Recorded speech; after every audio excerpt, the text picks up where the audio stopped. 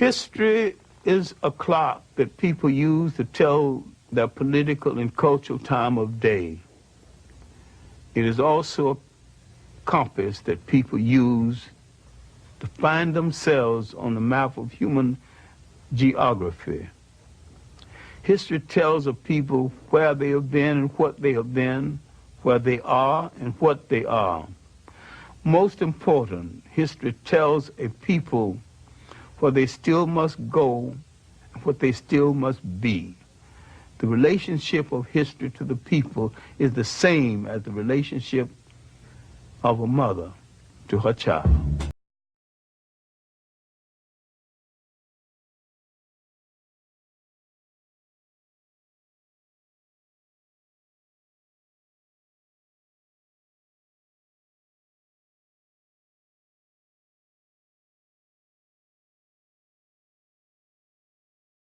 Look at our day. We take our day for granted. The 24-hour day is African.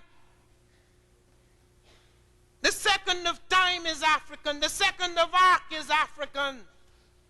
Many of our volumes and weights and measures.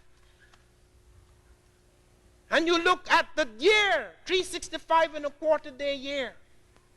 That was not for granted. There's no street. To get that, you'd have to have accurate mathematics. The Sumerians or Babylonians or Mesopotamians, as they call them, did not have a 365 and a quarter day year.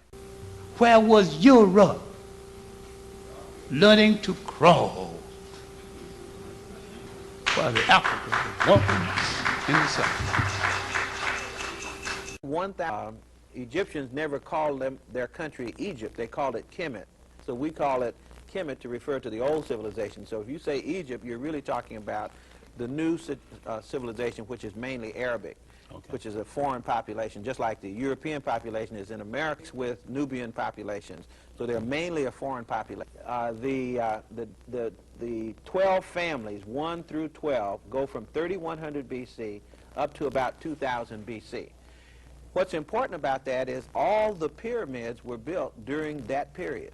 All the major pyramids were built during that period, and no invaders had conquered an African country in the record. There's no record of invaders having conquered Africa from outside, which means that all the pyramids were built by native Africans. And that's 2200 odd BC or so, right? It would be right. It would be around 2200 BC. Okay. It's built out of 2 million limestone blocks, 2,200,000 to be more precise.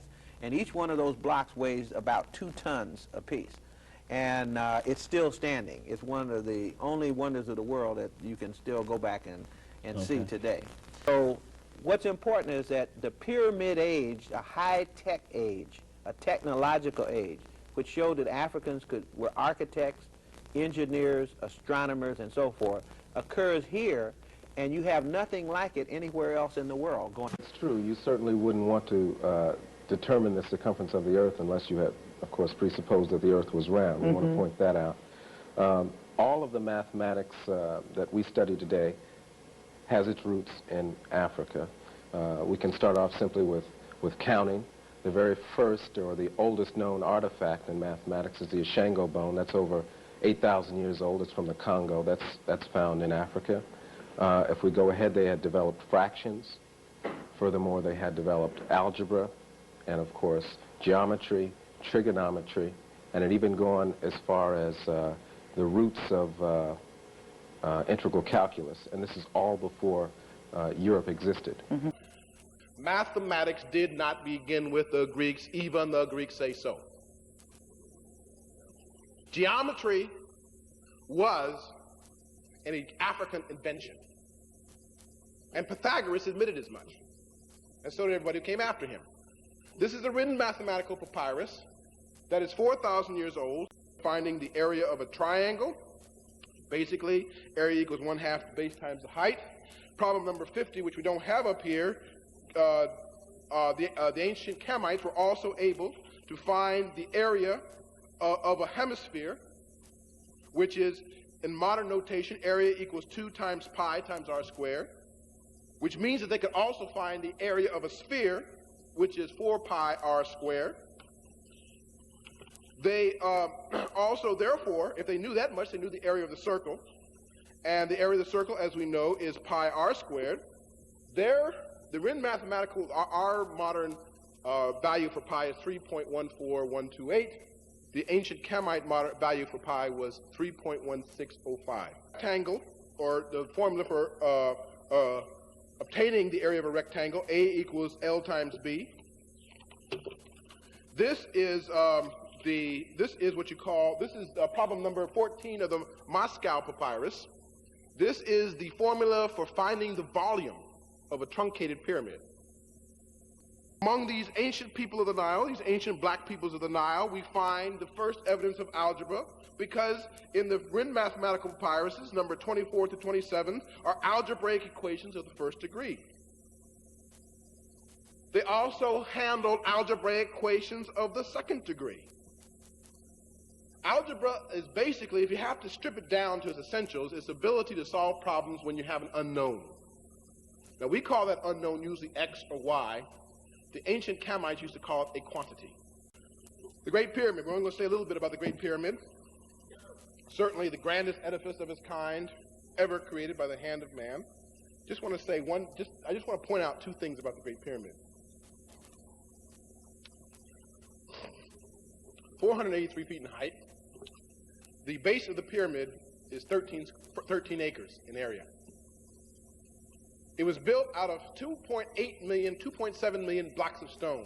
The lightest stone was 1 ton. The heaviest was 7 tons. Planed to such a smoothness that when they were fitted together, if you plucked the hair out of your head, you could not fit it between the joints. Oriented precisely to the 4 cardinal points. The descending passage was built at 3 degrees 43 minutes in slope, oriented exactly to Alpha Draconis, which shone down at 3340 BC, 3340 BC, and it won't shine it down again until 26,000 years later. The height of the pyramid, if you multiply it by 1 billion, gives you the mean distance between Earth and Sun. People say that's a coincidence. Well,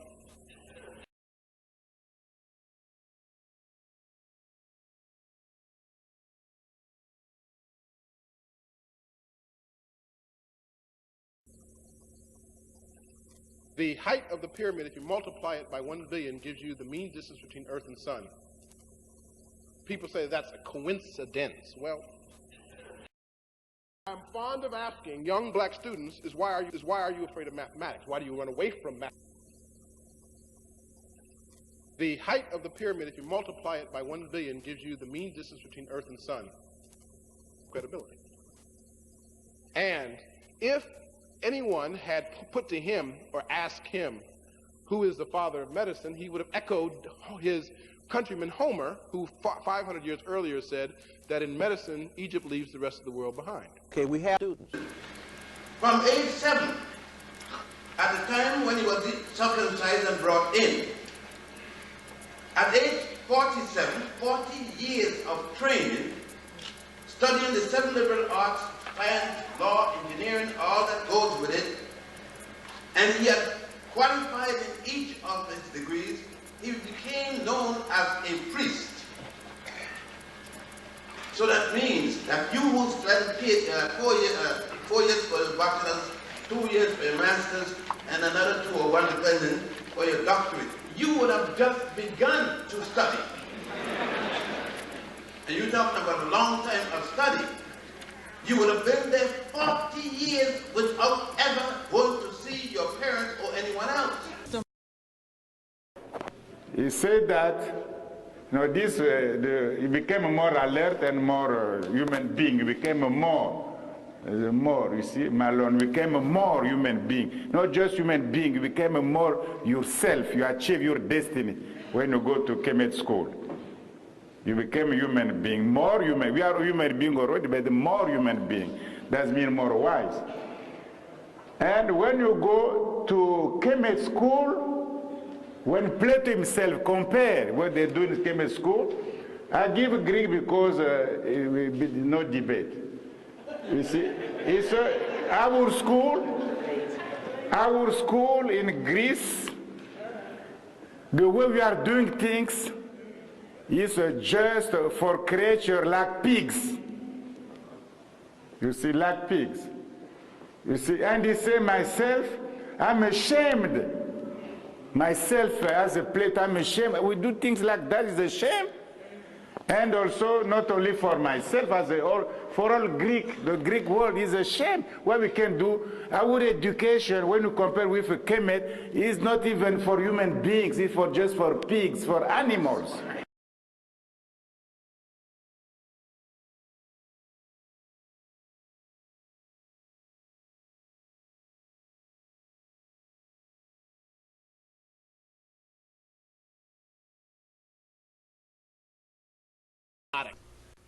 That the Bantu were using Salix capensis, which yields salicylic acid, the main active ingredient in aspirin. Nobody in the world was performing eye cataract surgery at the time. We have a power in this sense that by building a responsible body of work, a responsible body of new history, this will eventually impact on a great number of people.